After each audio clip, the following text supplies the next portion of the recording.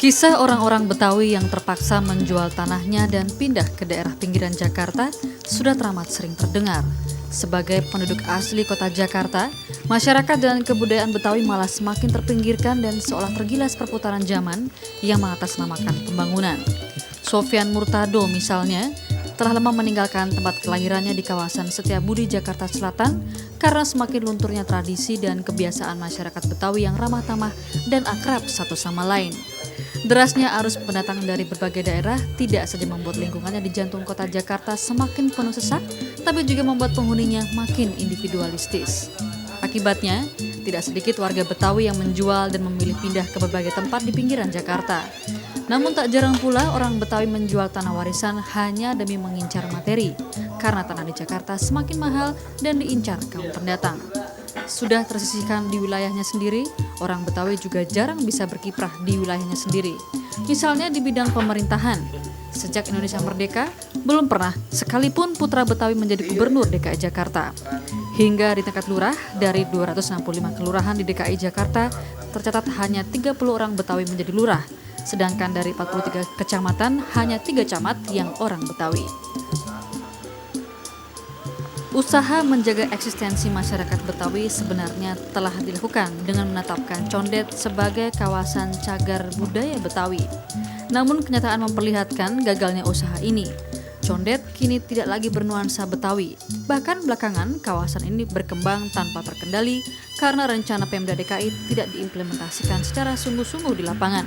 Salah satu contoh nyata adalah tetap diberikannya izin mendirikan bangunan atau IMB bagi rumah-rumah mewah berarsitektur modern di berbagai tempat di wilayah Condet.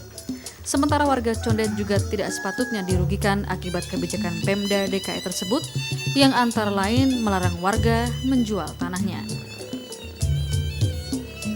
Untunglah kendati Condet gagal, Pemda DKI belum jera melestarikan budaya Betawi. Sebuah kawasan perkampungan budaya Betawi dengan persiapan yang lebih terencana di Situ Babakan, Kelurahan Srengseng Sawah, Jakarta Selatan. Perkampungan Betawi seluas 165 hektar ini mencakup 2 buah danau, yakni Situ Babakan dan Situ Mangga Bolong. Pemilihan lokasi ini antara lain karena sebagai kampung Betawi lama, Srengseng Sawah hingga kini masih dihuni ribuan warga Betawi yang telah berbaur dengan pendatang. Lahan subur di sekitar danau ini tidak dicetak menjadi sawah sebagai bentuk kearifan komunitas warga Betawi lama yang peduli pada lingkungannya. Mereka masih mengandalkan hidupnya sebagai pencari ikan di danau atau mengolah kebun dan ternak.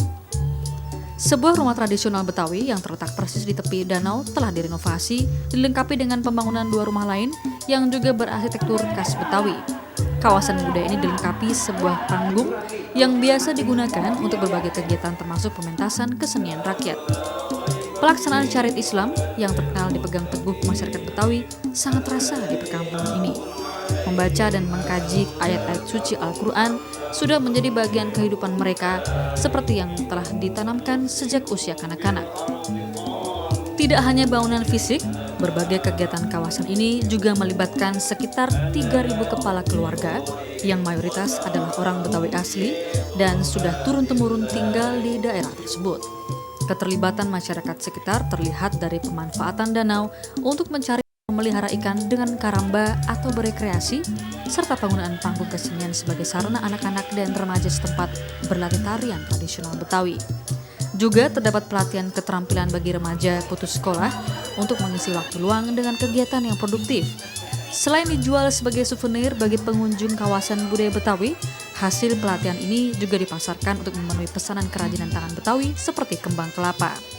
Ketersediaan sarana fisik didukung dengan pengembangan kegiatan kesenian dan manfaat ekonomi yang langsung dirasakan masyarakat Betawi setempat, diharapkan mampu membuat Situ Babakan sebagai perkampungan yang berhasil menjaga eksistensi budaya Betawi di tengah hiruk-pikuknya metropolitan Jakarta.